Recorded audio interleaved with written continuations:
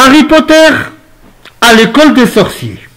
Chapitre 11, le match de Quidditch.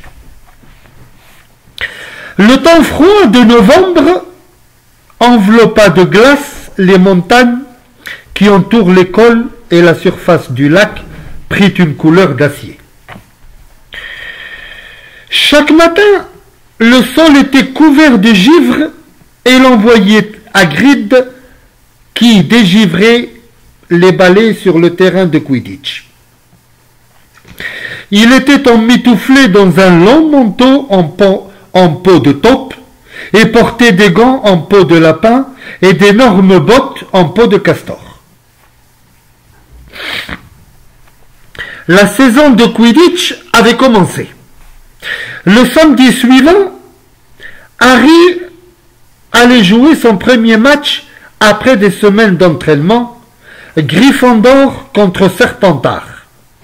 Si Gryffondor gagnait, son équipe prendrait la deuxième place du championnat. Presque personne n'avait vu Harry s'entraîner. Il était devenu l'arme secrète de l'équipe et Dubois le gardait soigneusement à l'écart. Il y avait eu des fuites, cependant, et l'on savait qu'il jouerait au poste d'attrapeur. Harry ne savait pas ce qu'il y avait de pire pour lui. Ceux qui lui affirmaient qu'il allait être brillant, ou ceux qui lui promettaient de le suivre avec un matelas pour amortir sa chute. En tout cas, l'amitié d'Hermione avait été utile à Harry. Elle l'avait aidé à faire ses devoirs pour compenser le temps qu'il passait à s'entraîner et elle lui avait également prêté le Quidditch à travers les âges dont la lecture s'était révélée très instructive.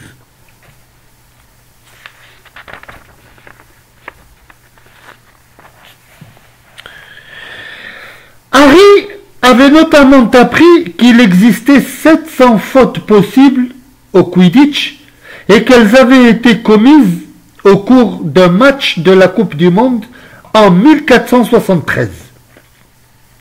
Que les attrapeurs étaient généralement les joueurs les plus petits et les plus rapides et qu'ils étaient exposés aux accidents les plus graves.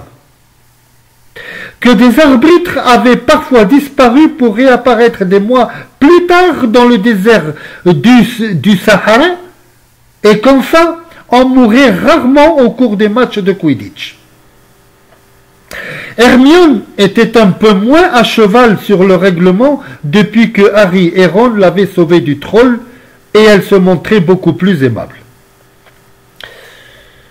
La veille du premier match de Quidditch, Hermione, Harry et Ron s'étaient retrouvés dans la cour pendant la récréation. La température était glaciale, mais Hermione avait réussi à fabriquer par un tour de magie un feu vif et clair qu'elle pouvait transporter dans un bocal de confiture et qui répandait une douce chaleur.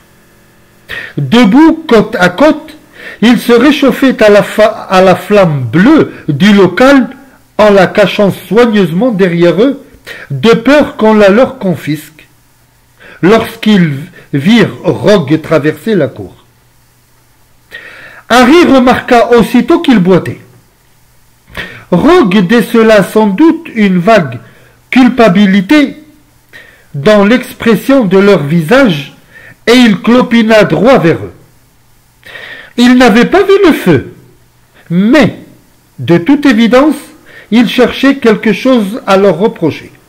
« Qu'est-ce que vous avez là, Potter ?» demanda-t-il. C'était le Quidditch à travers les âges. Harry lui montra le livre. « Il est interdit d'emporter les livres de la bibliothèque en dehors des murs du château, » fit observer Rogue. « Donnez-le-moi et j'enlève 5 points à Gryffondor. »« Ça, c'est une règle qu'il vient d'inventer, » marmonna Harry en colère, tandis que Rogue s'éloignait en claudiquant. « Je me demande ce qu'il s'est fait à la jambe. » Je n'en sais rien, mais j'espère que ça lui fait mal, dit Ron d'un ton amer. La salle commune de Gryffondor était particulièrement bruyante ce soir-là. Harry, Ron et Hermione étaient assis près de la fenêtre.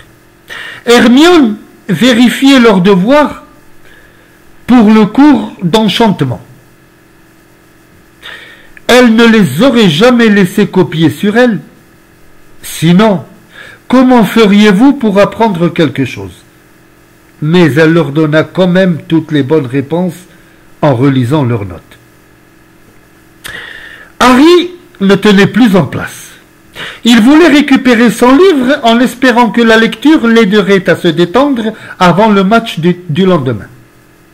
Et d'ailleurs, pourquoi devrait-il avoir peur de Rogue? Harry annonça à Ron et à Hermione qu'il avait l'intention d'aller voir Rogue pour lui demander son livre. « Moi, je reste ici », répondirent en chœur les deux autres. Harry était convaincu que Rogue ne pourrait pas refuser si d'autres professeurs étaient présents et entendaient sa requête. Il descendit dans la salle des professeurs et frappa à la porte. Personne ne répondit. Il frappa à nouveau. Toujours rien. Rogue avait peut-être laissé le livre dans la salle. Après tout, il pouvait bien jeter un coup d'œil. Il ouvrit la porte, regarda à l'intérieur et se figea d'horreur. Rogue et Rusard étaient seuls dans la pièce. Rogue avait relevé sa robe de sorcier au-dessus des genoux de Harry et Harry vit une blessure sanglante sur une de ses jambes. Rusard avait préparé des pansements et les donnait à Rogue. « Sale bestiole !» disait celui-ci. « Comment voulez-vous qu'on surveille ces trois têtes à la fois ?» Harry essaya de refermer la porte en silence, mais... « Potter !» Le visage déformé par la fureur, Rogue laissa aussitôt retomber le bas de sa robe pour cacher sa jambe. Harry sentit sa gorge se serrer. Je voulais simplement vous demander si je pourrais reprendre mon livre, balbutia-t-il. Sortez, sortez immédiatement! Harry s'éloigna aussitôt avant que Rogue ait eu le temps d'enlever d'autres points à Gryffondor et remonta l'escalier 4 à 4. Alors tu l'as eu, ton livre? Demanda Ron lorsqu'il eut rejoint la salle commune. Eh bien, qu'est-ce qu'il t'arrive? Dans un murmure, Harry raconta à Ron et à Hermione ce qu'il venait de voir. Vous comprenez ce que ça veut dire? Conclut-il le souffle court. Il a essayé de passer devant le chien à trois têtes le soir de Halloween. C'était là qu'il allait quand on l'a vu. Il essaye de s'emparer de ce que garde le chien. Et je suis prêt à parier mon balai qu'il a laissé entrer ce troll exprès pour faire diversion. Hermione ouvrit de grands yeux. Il n'aurait pas fait une chose pareille, dit-elle. Même s'il est désagréable, il n'essaierait pas de voler quelque chose que Dumbledore a mis en lieu sûr. Tu crois vraiment que tous les profs sont des saints? Rétorqua Ron. Moi, je suis d'accord avec Harry. Je n'ai pas la moindre confiance en Rogue. Mais je me demande ce que ce chien peut bien garder. La même question tournait dans la tête de Harry lorsqu'il alla se coucher. Il aurait bien voulu dormir, mais il n'arrivait pas à trouver le sommeil. Neville ronflait bruyamment et revoyait sans cesse l'expression féroce du visage de Rogue lorsqu'il l'avait surpris en train de soigner sa jambe dans la salle des professeurs. Au matin, le ciel était clair, l'air sec et froid. La grande salle sentait bon la saucisse frite et retentissaient de conversations joyeuses qui portaient toutes sur le match de Quidditch. « Il faut absolument que tu manges quelque chose. »« Je ne veux rien. »« Un simple morceau de toast !» l'encouragea Hermione. « Je n'ai pas faim. » L'approche de son premier match, lui nouait l'estomac. Dans 1 heure, à peine, il serait sur le terrain. « Harry, il faut que tu prennes des forces, dit Seamus Finnegan. Les attrapeurs sont toujours la cible principale de l'équipe adverse. Merci, Seamus, dit Harry en le regardant couvrir ses saucisses de ketchup. Vers 11 heures, toute l'école était rassemblée sur les gradins du stade. De nombreux élèves étaient équipés de jumelles. Les sièges avaient beau être en hauteur, il était parfois difficile de suivre. Ron, Hermione, Neville, Seamus et Dane s'étaient assis côte à côte tout en haut et avaient déployé une grande bannière sur un des draps que Croutard avait détruit. Ils y avaient écrit « Potter président ». Hermione avait même réussi un tour de magie qui avait rendu les lettres lumineuses. Dean avait dessiné en dessous un énorme lion Gryffondor. Pendant ce temps, dans les vestiaires, Harry et les autres joueurs revêtaient la robe rouge de leur équipe. Les Serpentards, eux, étaient habillés en vert. Dubois s'éclaircit la gorge. « Messieurs, dit-il, et mesdemoiselles, ajouta Angelina Johnson, qui jouait dans l'équipe au poste de poursuiveur. D'accord, messieurs et mesdemoiselles, corrigea Dubois. Nous y voilà. Le grand jour est arrivé, dit Fred Weasley. Celui que nous attendions tous, ajouta George.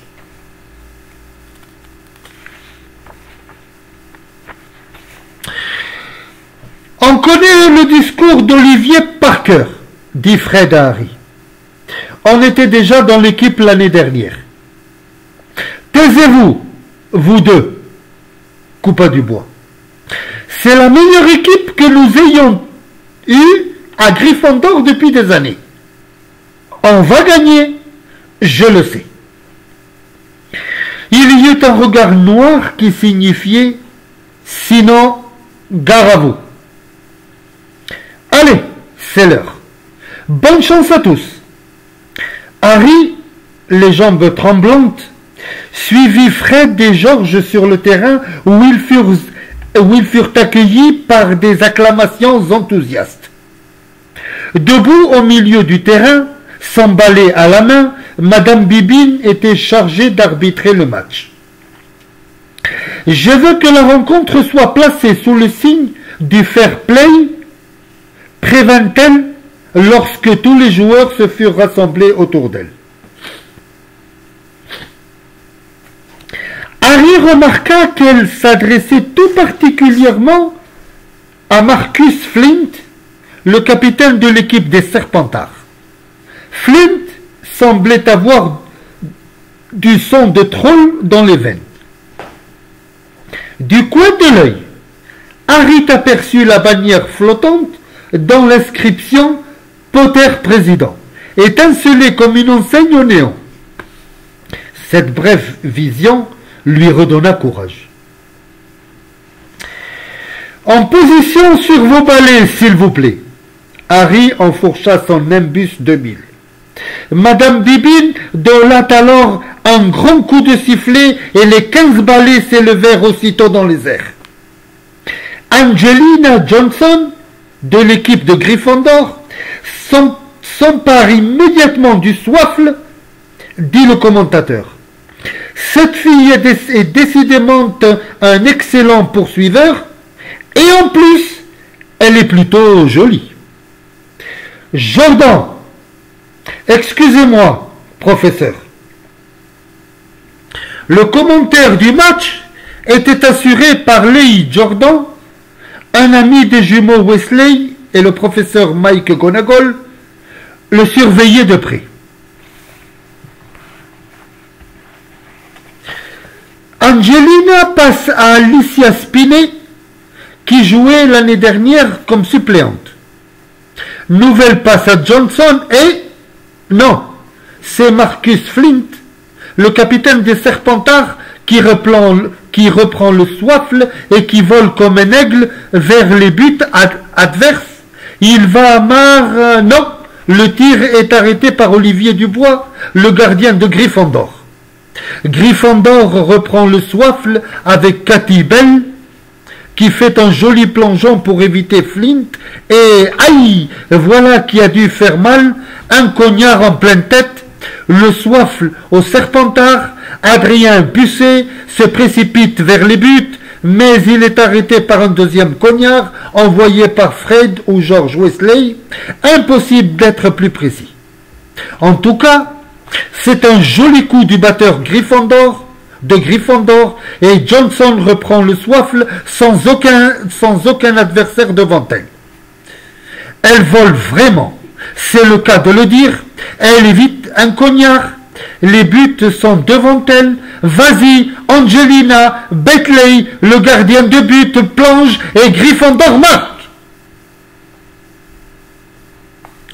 Sur les gradins, les supporters de Gryffondor saluèrent l'exploit avec des cris de joie, tandis que les partisans des Serpentards se répandaient en lamentations. Poussez-vous un peu, là, Hagrid. Ron et Hermione se serrèrent pour laisser à Hagrid la place de s'asseoir à côté d'eux. Je regardais depuis ma cabane, dit Hagrid en tapotant d'une grosse paire de jumelles accrochées autour de son cou. Mais c'est pas la même chose que d'être dans le stade. On n'a pas encore vu le vif d'or? Non, dit Ron. Harry n'a pas eu grand-chose à faire pour le moment. Méfie-toi. Ceci dit, recommanda Hagrid en relevant ses jumelles et observant le ciel en direction de Harry, réduit à un point. À califourchon sur son balai, Harry volait bien au-dessus du terrain, scrutant l'espace autour de lui dans l'espoir d'apercevoir le vif d'or. Garde une certaine distance jusqu'à ce que tu vois le vif d'or, lui avait recommandé Dubois. Tâche de ne pas te faire attaquer, sauf si tu ne peux pas faire autrement. Lorsqu'Angelina avait marqué le premier but, Harry avait fait quelques loopings pour manifester sa joie, mais il n'avait pas encore eu l'occasion d'intervenir dans le jeu. Puis, soudain, un éclat d'or brilla dans l'air, mais c'était un reflet d'une montre des frères Wesley. Harry vit alors un cognard foncer sur lui comme un boulet de canon, mais il parvint à l'éviter et Fred Wesley se lança à sa poursuite. « Ça va, Harry !» cria-t-il, furieux, en envoyant le cognard vers Marcus Flint. Serpentard reprend le soifle, dit Lee Jordan. Le poursuiveur pucé évite deux cognards. Les deux frères Wesley et Belle, la poursuiveuse, et fonce vers... Attendez un peu. Est-ce que c'était le vif d'or? Un murmure parcourut la foule tandis qu'Adrien Pucé perdait le soifle, trop occupé à regarder par-dessus son épaule l'éclat d'or qui venait de passer à côté de son oreille gauche. Le cœur battant, Harry plongea aussitôt dans la direction. Terence Higgs, l'attrapeur des Serpentards, l'avait vu également et ils foncèrent côte à côte pour essayer de l'attraper. Les poursuiveurs semblaient s'être désintéressés du jeu et regardaient les deux attaqueurs coude à coude. Harry fut plus rapide que X. Il voyait la petite balle agiter ses ailes un peu plus loin devant lui et il fit donner toute la puissance de son balai. Vlan! Un grand cri de rage monta alors des gradins réservés aux Gryffondor. Marcus Flint avait essayé de bloquer Harry et le Nimbus 2000 avait violemment dévié de sa trajectoire. Harry, cramponné aux manches, parvint de justesse à se maintenir sur son balai.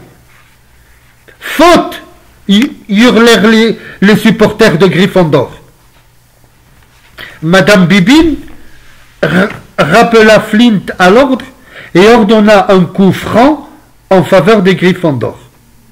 Bien entendu, la confusion qui régnait sur le terrain avait permis aux vifs d'or de s'échapper. « Renvoyez-le » hurla Dean Thomas dans les gradins. « Carton rouge !»« On n'est pas au football » l'interrompit Ron. « On ne peut pas renvoyer les joueurs au Quidditch.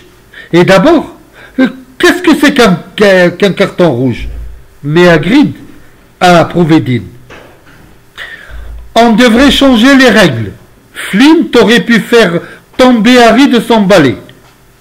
Lee Jordan avait du mal à ne pas perdre partie. Donc, après cette scandaleuse tricherie, Jordan, protesta le professeur Mike McGonagall, je voulais dire après cette faute révoltante. Jordan, je vous préviens. D'accord. Flint a failli tuer l'attrapeur de Gryffondor, ce qui aurait pu arriver à n'importe qui, et donc Gryffondor bénéficiait d'un penalty repris par Springer, et c'est Gryffondor qui garde le soifle. Lorsque le jeu eut repris, Harry évita un nouveau cognard qui fonçait sur lui. Au même moment, son balai fit une violente embardée. Pendant une fraction de seconde, il crut qu'il allait tomber. Il serra les mains et les genoux sur le manche et à nouveau le balai eut un sursaut, comme un cheval de rodéo qui aurait essayé de le désarçonner. Harry s'efforça de virer en direction des buts de Gryffondor et fut tenté de demander un temps mort à Dubois, quand soudain il se rendit compte que son Nimbus 2000 ne répondait plus. Il refusait de tourner et zigzaguait à sa guise en multipliant les embardées.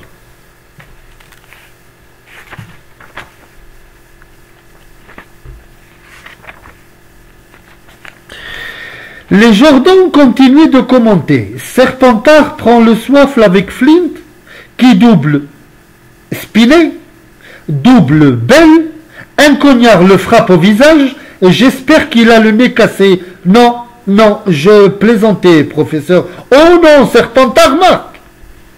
Les supporters de Serpentard poussèrent des acclamations.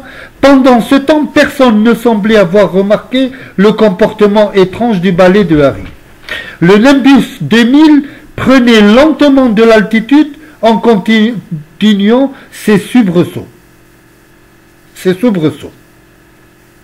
Je ne sais pas ce que fabrique Harry, grommela Harry qui l'observait avec ses jumelles. Je me demande s'il n'a pas perdu le contrôle de son balai. Ça m'étonnerait pourtant.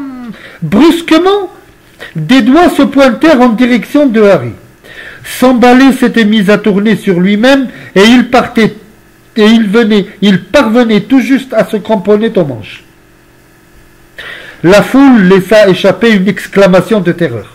Le Nimbus 2000 venait de faire une embardée plus violente que les autres, désarçonnant Harry, qui avait réussi à se rattraper aux manches d'une seule main et resté suspendu dans le vide. Vous croyez que le balai a pris un coup quand Flint a bloqué Harry? S'inquiéta Simus. Impossible, répondit Hagrid d'une voix tremblante. Il n'y a que la magie noire qui puisse dérégler un balai. Aucun élève n'arriverait à faire ça à un imbus de 1000. À cet instant, Hermione arracha les jumelles des mains de Hagrid, mais au lieu de les diriger vers Harry, elle les pointa sur la foule des spectateurs. « Qu'est-ce que tu fais » grommela Ron, le teint grisâtre. « Je le savais, » dit Hermione d'une voix haletante. « C'est Rogue. Regarde !» Ron s'empara des jumelles. Rogue se trouvait au milieu des gradins qui leur faisaient face. Il fixait Harry de ses yeux et ses lèvres remuaient comme s'il avait récité des formules magiques. « Il est en train de jeter un sort au balai, » dit Hermione. « Qu'est-ce qu'on fait ? Je m'en occupe. » Avant que Ron ait pu ajouter un mot, Hermione avait disparu. Ron dirigea les jumelles vers Harry. Son balai vibrait avec une telle force que Harry ne pourrait pas tenir très longtemps. Les spectateurs horrifiés s'étaient levés et regardaient les frères Weasley qui essayaient d'attraper Harry pour le prendre sur leur balai, mais leurs efforts étaient inutiles. Chaque fois qu'ils approchaient, le nimbus de 1000 prenait encore un peu plus d'altitude pour rester hors de leur portée. Ils firent alors des cercles au-dessous de Harry en espérant le rattraper s'il tombait. Pendant ce temps, Marcus Flint s'était emparé d'un soifle et avait marqué 5 buts dans l'indifférence générale. Hermione s'était frayé un chemin jusqu'au gradin où se trouvait Rogue et courait à présent le long de la rangée qui était juste derrière la sienne. Au passage, elle bouscula le professeur Quirrell qui tomba la tête la première.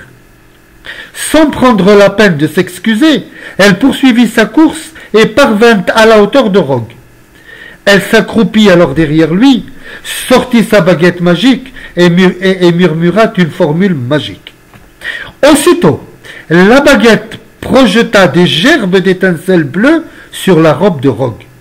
Le professeur mit quelques secondes à se rendre compte que le bras de sa robe de sorcier avait pris feu. Le cri d'horreur qu'il poussa prouva à Hermione qu'elle avait réussi son coup. Une autre formule magique fit alors rentrer les flammes dans le bocal qu'elle avait dans la poche et elle repartit à 4 pattes le long de la rangée. Rogue ne s'était aperçue de rien, mais elle avait réussi à détourner son attention. Là-haut, loin au-dessus du terrain, Harry put soudain faire un rétablissement et reprendre une position normale sur son balai. « Neville, regarde, elle a réussi !» s'exclama Ron à l'autre bout du stade.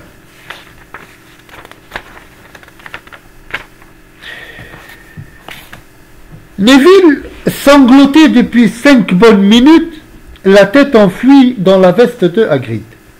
Lorsque Harry redescendit en piqué vers le sol, la foule vit qu'il avait une main plaquée contre sa bouche, comme s'il était sur le point de vomir. Il atterrit brutalement sur la pelouse du stade. Tout ça, et un objet doré tomba alors au creux de sa main. « J'ai attrapé le vif d'or !» hurla-t-il en l'agitant au-dessus de sa tête. Et le match prit fin dans la plus totale confusion. 20 minutes plus tard, Marcus Flint continuait de hurler. « Il ne l'a pas attrapé, il a failli l'avaler !» Mais aucune règle du jeu ne l'interdisait.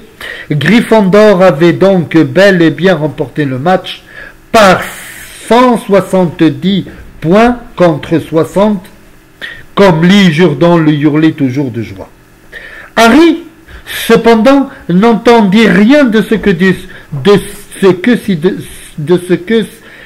qui se disait sur le terrain. Il prenait un thé fort dans la cabane de Hagrid, en compagnie de Ron et d'Hermione. « C'est Rogue qui a fait le coup, » affirma Ron. « On l'a vu, Hermione et moi. Il était en train de jeter un sort à ton balai. Il te fixait des yeux en marmonnant des formules magiques. Allons, Ce sont des bêtises, répliqua Hagrid, qui n'avait pas entendu un mot de ce que Ron et Hermione s'étaient dit sur les gradins. Pourquoi Rogue aurait-il fait ça? Harry, Ron et Hermione échangèrent un regard en se demandant ce qu'ils pouvaient bien lui répondre.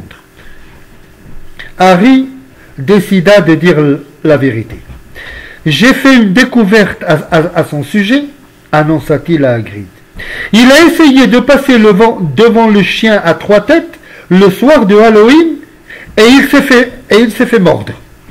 Il voulait sûrement voler ce que le chien doit garder. » Hagrid lâcha la théière. « Vous avez vu Touffu » s'exclama-t-il. « Touffu, il est à moi. Je l'ai acheté à un ami grec que j'ai rencontré dans un pub l'année dernière.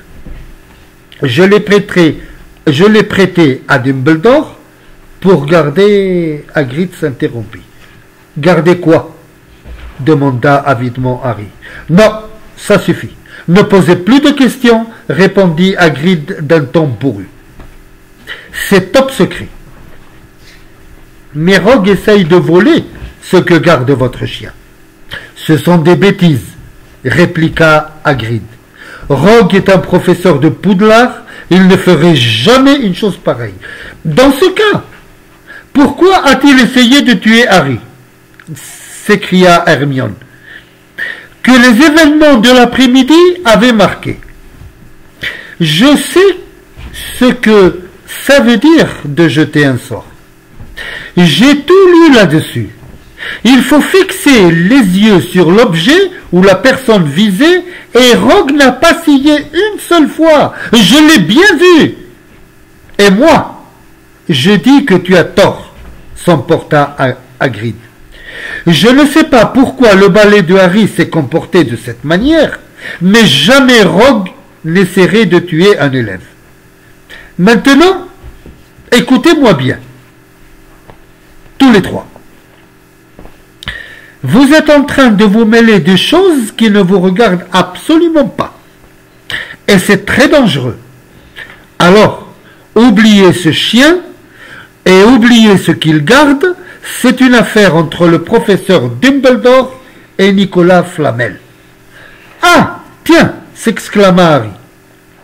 Il y a donc un nommé Nicolas Flamel dans le coup? Hagrid eut soudain l'air furieux contre lui-même. Si cette vidéo vous aura plu, n'oubliez pas de liker et de vous abonner.